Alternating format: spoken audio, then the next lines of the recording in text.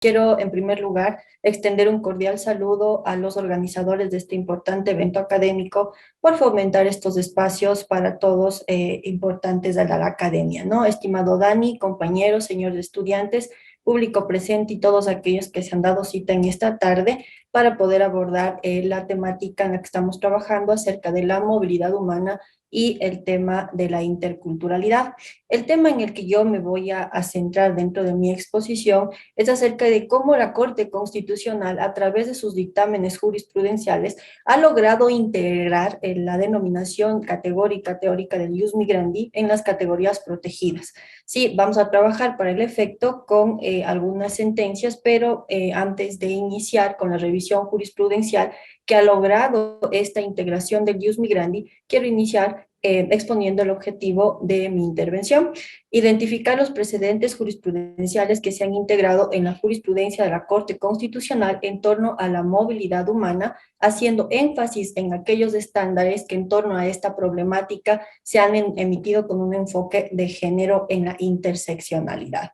Iniciaremos recordando, estimados participantes, público en general, que el ius migrandi en general, ¿no es cierto?, el derecho de migrar, el derecho de moverse, ha venido pasando por varias facetas teóricas por los que se ha venido desarrollando este ius migrandi. En el pensamiento jurídico ha sido uno de los primeros derechos naturales formulados en la tradición liberal clásica, en la teoría vitoriana, derivado del derecho del ius communicationis en la obra de Francisco de Vitoria, en la teoría también de John Locke, como el corolario del nexo a la propiedad del trabajo, ligado a la movilidad de los individuos con la posibilidad del desarrollo, que actualmente existen varios artículos académicos que consideran al ius migrandi como un derecho humano al desarrollo, ¿no? Y pues también tenemos la idea de Locke y de Kant referente al tema del desarrollo, a la posibilidad de movernos dentro de esta natural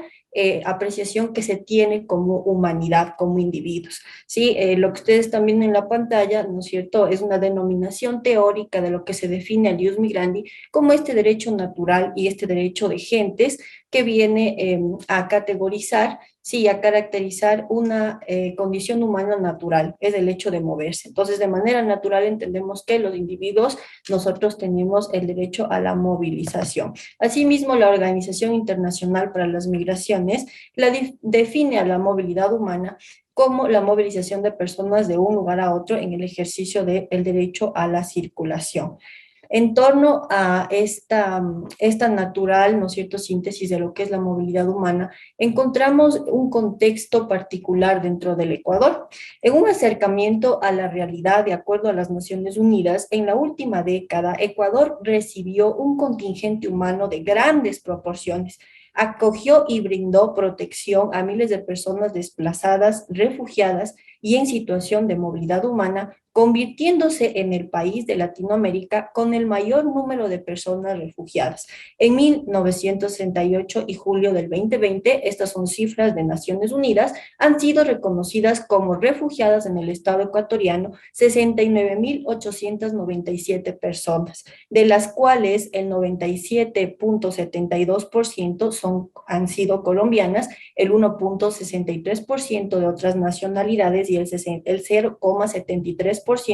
de Venezuela, de acuerdo a cifras del Ministerio de Relaciones Exteriores y Movilidad Humana, reportados en los informes periódicos a las Naciones Unidas. Hasta finales del 2019 existía 25.025 solicitantes de asilo y hasta el 31 de agosto del 2020 se han presentado aproximadamente 4.402 solicitudes adicionales que corresponden a los siguientes países de origen. Tenemos el 69% de Venezuela, el 27% de Colombia y el 4% restante de las diversas nacionalidades. Las mujeres de todo este marco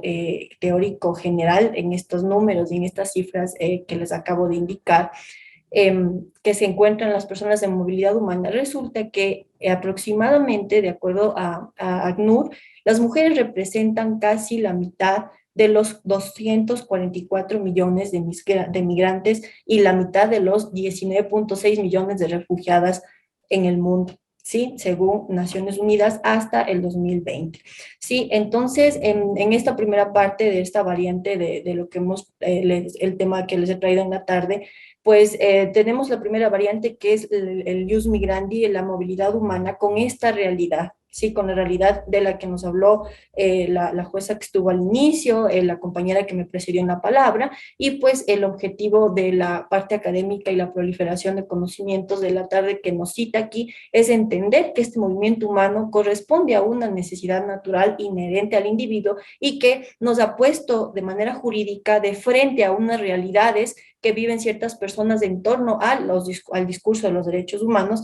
en torno a los modelos de protección, a los sistemas de protección de los que gozan estas personas, de las que están sujetas y que esos derechos están ligados a su dignidad humana. ¿Sí? En torno a la particularidad, ¿no es cierto?, de la segunda variante de mi exposición, ¿sí? Refiere a las categorías protegidas y tiene relación directa con el tema de la interseccionalidad. Sí, como ustedes pueden ver en la pantalla, en el caso 232.15 JP de la Corte Constitucional, en el párrafo 14 y 15, asimismo coincidente con el caso, la apreciación de lo que se denomina la interseccionalidad en el caso González Yu y otros versus Ecuador, se entiende a la interseccionalidad, ¿sí? Como nos describe de la discriminación, no solo describe una discriminación basada en diferentes motivos, sino que evoca un encuentro o una concurrencia simultánea de diversas causas de discriminación. Es decir, que en un mismo evento se produce una discriminación debido a una concurrencia de dos o más motivos prohibidos. Esa discriminación puede tener un efecto sinérgico que supere la suma simple de varias formas de discriminación o puede activar una forma específica de discriminación que solo opera cuando se combinan varios motivos de discriminación. A propósito de las categorías protegidas, esta aseveración viene de la evolución del reconocimiento teórico de las categorías sospechosas de discriminación que en la Constitución del Ecuador se encuentran determinadas en el artículo 11.2 de la Constitución. Además, estas categorías sospechosas de discriminación, la evolución, como les mencionaba hace un momento, la evolución a la denominación de categorías protegidas, pues se la dio en la jurisprudencia de la Corte Interamericana de Derechos Humanos, en tanto y en cuanto se determinó que al existir una condición por la que se evite el ejercicio de ciertos derechos fundamentales de las personas en condiciones de histórica discriminación y segregación social, pues vienen a representar un deber de protección del Estado. Por lo tanto, las categorías sospechosas de discriminación lo que van a hacer es un parámetro de identificación de estos condicionamientos para el ejercicio de la regulación de ciertos derechos, sí, pero se convierten en categorías protegidas cuando reconocemos que el Estado constitucional de derechos tiene la obligación de emitir, ¿no es cierto?, todo un sistema de garantías y un aparataje y un andamiaje jurídico para que estas condiciones no afecten el ejercicio material de los derechos fundamentales de los individuos, ¿sí? Entonces, entendemos, por otro lado, ¿no es cierto?, estas dos puntualizaciones teóricas a las que me he referido y pues entendemos por categorías sospechosas de discriminación aquellos rasgos personales que como regla general no deben utilizarse para establecer diferencias entre individuos, tales como la raza, el sexo, la religión, que el ordenamiento jurídico ha señalado especialmente como discriminación arbitraria. Su conceptualización de las categorías sospechosas de discriminación, pues salieron en un razonamiento jurisprudencial de la Corte norteamericana para explicar, ¿no es cierto?, la desigualdad y la discriminación racial en un primer momento, y posteriormente a la discriminación racial se fueron agregando las categorías sospechosas en torno a los grupos históricamente vulnerados, históricamente discriminados, que producto de los sistemas sociales, políticos, económicos, pues se han instituido como tales en la sociedad. En Ecuador, como les mencionaba, estas categorías sospechosas se encuentran en el artículo 11.2 de la Constitución y textualmente, ¿no es cierto?, en la Corte Constitucional, en la sentencia 08013 CEP de la Corte, pues ha indicado que las categorías para esta Corte Constitucional del Ecuador han sido utilizadas para justificar tratos diferentes respecto de ciertos grupos o personas vulnerables que no resultan razonables y proporcionales. cuyo uso ha estado históricamente asociado a prácticas que tienden a colocar en situaciones de desventaja o desprotección a grupos de personas generalmente marginados y sin ser taxativos se encuentran contenidos en el artículo 11.2 de la Constitución del Ecuador. El sexo, entonces, dentro de las categorías del 11.2, tanto el sexo como la condición de movilidad humana, entre otras, la interculturalidad, el tema de venir del lugar de origen, el lugar de nacimiento, operando como condiciones que estén limitando o impidiendo el ejercicio de derechos fundamentales, se convierten en categorías sospechosas de discriminación y por lo tanto el deber del Estado es responder ante a esta obligación de protección, convirtiendo a estas en categorías protegidas. Ahora, lo curioso, como les decía, la denominación que les leía al inicio, que están ustedes viendo en la pantalla, refiere a que en un mismo individuo pueden intersectar varias discriminaciones. Sí, en torno a esta postura de la interseccionalidad, del ius migrandi y de la condición de sexo, pues yo me quiero referir específicamente en este conjunto, ¿no? Yo he seleccionado dos bloques de sentencias jurisprudenciales de la Corte Constitucional en las que se ha trabajado y pues algunas de estas ya conversamos con las personas que me precedieron la palabra. Sí, y pues vamos a ir de manera sucinta explicando cada una y cuál ha sido la selección y el motivo de la elección de las sentencias y sobre todo que entendamos cómo funciona en la práctica, cómo se ha mirado desde la parte operaria jurídica en la Corte Constitucional esta interseccionalidad de múltiples discriminaciones, estas múltiples categorías sospechosas de discriminación que se han venido intersectando y que se encuentran como categorías protegidas desarrolladas por el andamiaje jurídico constitucional en la jurisprudencia de la Corte Constitucional del Ecuador. La primera sentencia, este bloque de sentencias, las tres se tienen que leer en conjunto, ya tienen un enfoque de género, las tres por la materia que tratan y los hechos que pues son los que están uniendo de cierta manera el estudio y el análisis de estas sentencias, ¿no? En la sentencia emitida el número 983-18 JP 21, es una sentencia de revisión. La Corte Constitucional examina la problemática de una mujer embarazada y su familia que se encontraba en el país en condición de refugiados, circunstancias en las cuales nace su hijo, que fallece a los pocos días debido a la falta de atención médica por parte de la Red de Salud Pública del Ecuador. Ante ello, presentaron una acción de protección, la cual fue aceptada por las autoridades jurisdiccionales, decidiendo y emitiendo medidas de reparación. La Corte Constitucional del Ecuador, en atención a los estándares nacionales e internacionales de protección de los derechos humanos, desarrolla su análisis respecto del principio de interés superior de las niñas, niños y adolescentes, también el derecho de la salud a las niñas, niños y adolescentes y a las personas migrantes en condición de movilidad humana, el derecho a la vida de los niños, niñas y adolescentes en condición de movilidad, derechos de conservación de la unidad familiar, el principio de no devolución, la discriminación de personas migrantes, el derecho a la tutela judicial efectiva, el derecho a la reparación integral,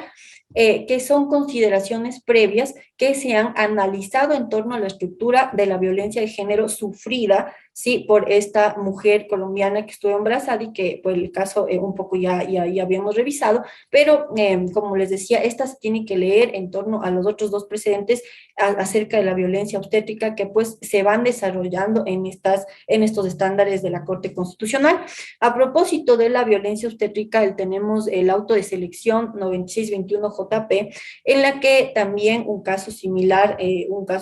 sucede también. Resulta que un adolescente en condición de movilidad humana en un hospital de Guayaquil, que fue sometida, ella estuvo en labor de parto. Cuando ella entró, ingresó con su suegra, ella era menor de edad. En el momento en que le están atendiendo, resulta que le indican, ¿no? Que ella estaba obviamente bajo los analgésicos, le indican a la menor que le van a hacer la ligadura por cuestiones médicas, ¿ya? Y luego de eso le dejan incomunicada, le dejan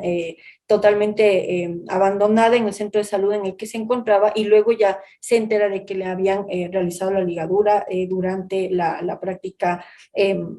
médica a la que ella se fue sometida. Entonces, ¿qué fue lo que sucede en este contexto? Que encontramos la denominación, ¿no es cierto?, del tema de la violencia obstétrica y la violencia que viene a ser intersectada en la condición de mujeres, en condición de movilidad humana y además de ser una niña, una adolescente, en este caso que tiene, ustedes saben, una doble protección por parte del Estado. Entonces, en este sentido, la Corte Constitucional del Ecuador al seleccionar esta sentencia para poder emitir una conexión, ¿no es cierto?, entre la violencia obstétrica que sufrió la mujer colombiana y que también sufrió una mujer que fue ecuatoriana y que también le pasó un caso similar en la sentencia 904-12 JP 19, pues vemos un caso análogo de una mujer embarazada que también no recibe atención adecuada ni especializada en el hospital del IES, sufriendo también violencia obstétrica y vulnerando sus derechos a la salud, a la seguridad social, derechos de las personas y grupos de atención prioritaria, que se desarrolla en esta sentencia el concepto de lo que es la violencia obstétrica, ¿no? En el caso, en estos tres casos, como les mencionaba al inicio, pues lo que he seleccionado estos tres casos para leer en conjunto, para comprender cómo operan de manera pragmática estas dimensiones teóricas que acabamos de revisar, el tema de la migración como categoría protegida, el tema de la condición de movilidad humana, el tema del embarazo, cómo estas intersecciones de condiciones vienen a alterar y vienen a poner en una condición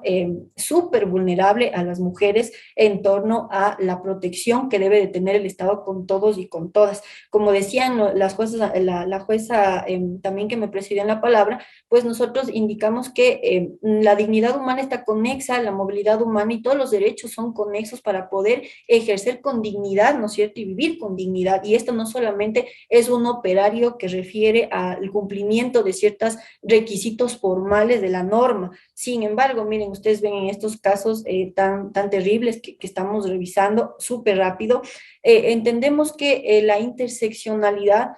ha sido, bueno, recogida, eso es algo que hay que felicitar a la Corte, ¿no? Ha desarrollado jurisprudencialmente y ha entendido cómo funciona y cómo opera la interseccionalidad y sobre todo el deber del Estado emitiendo esta jurisprudencia vinculante,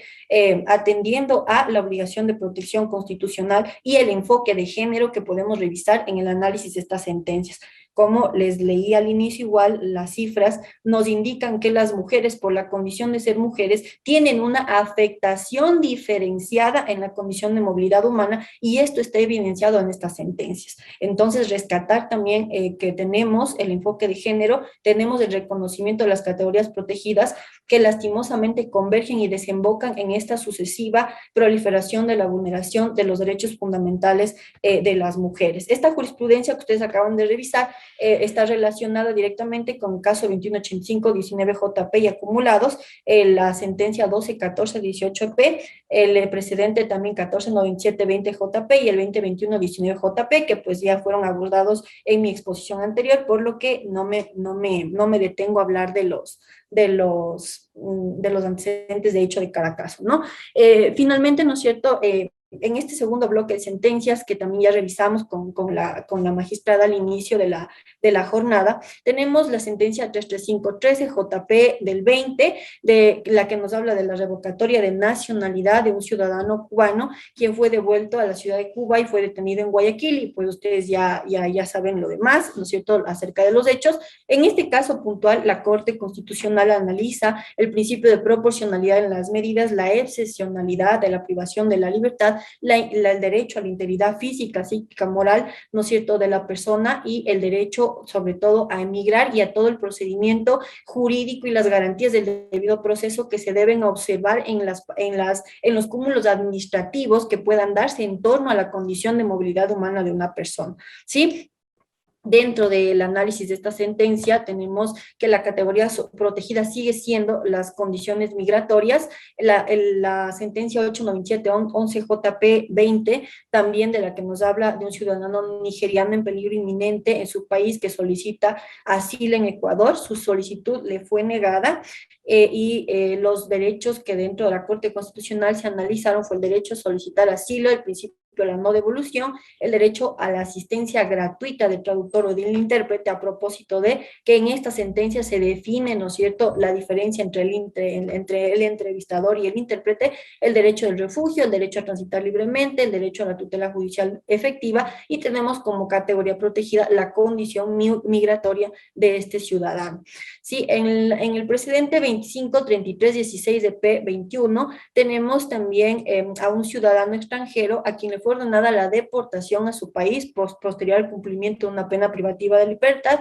a propósito de la garantía del habeas corpus, ¿no? En esta sentencia se analiza que la negativa del habeas corpus fue infundada, ya el derecho al debido proceso fue lesionado porque no existió una observación por parte de los jueces de instancia a garantizar la motivación en la sentencia de apelación que se niega el pedido de habeas corpus de la persona en situación de movilidad humana. También se violó el derecho a la libertad personal, y la condición que se protege aquí es la condición migratoria y el hecho de que esta persona está en una condición de privación de la libertad. Finalmente, para ir cerrando, la última sentencia es la 63919 JP del 20. También refiere esta sentencia a la negativa del ingreso al país de 22 ciudadanos venezolanos por no tener el certificado de antecedentes penales apostillados. Aquí la Corte Constitucional analiza específicamente el derecho a emigrar, a la libertad de movimiento, el debido proceso y la prohibición de expulsión colectiva de las personas venezolanas, en general de cualquier persona en condición de movilidad humana. Como ya habíamos analizado, el precedente más importante de este caso es que obviamente es un principio del derecho general de los derechos humanos. Las personas en condición de movilidad humana no pueden ser devueltas en caliente, ¿no? Las devoluciones en masa, cada uno de los procesos administrativos que atañen a la condición migratoria tiene que ser obligatoriamente individualizado. Sí, las condiciones que se ven aquí, las categorías protegidas, es la condición migratoria, las personas, el tema del sexo, habían 2 mujeres que estaban dentro de este grupo de 22 ciudadanos, y también teníamos a 2 niños que estaban en condición y que tienen, como ustedes saben, una condición de una atención prioritaria y doble protección por parte del deber del Estado. Este último grupo de sentencias lo que hace, para que las he utilizado, estamos en un ciclo de revisión de jurisprudencia de la Corte Constitucional relevante en el caso de migración, y pues en el primer bloque se analizó las sentencias con enfoque de género, las personas en condición de movilidad, cómo afecta la migración con un efecto diferenciado a las mujeres, y en este segundo bloque cómo opera la condición migratoria como una categoría transversal en absolutamente todas las sentencias que en esta temática la Corte Constitucional ha emitido, ¿no? Tiene relevancia, ya para ir cerrando, ya me queda una diapositiva nada más, los casos del Sistema Regional de Protección de los Derechos Humanos. Solamente para hacer un analítico, toda la jurisprudencia y de lo que he revisado, tenemos el día de hoy que los jueces de la Corte Constitucional trabajan enormemente con con la jurisprudencia también de la Corte Interamericana de Derechos Humanos, y pues en la pantalla tienen algunos casos análogos que dentro de la Corte Interamericana de Derechos Humanos ha analizado también la categoría de la movilidad humana,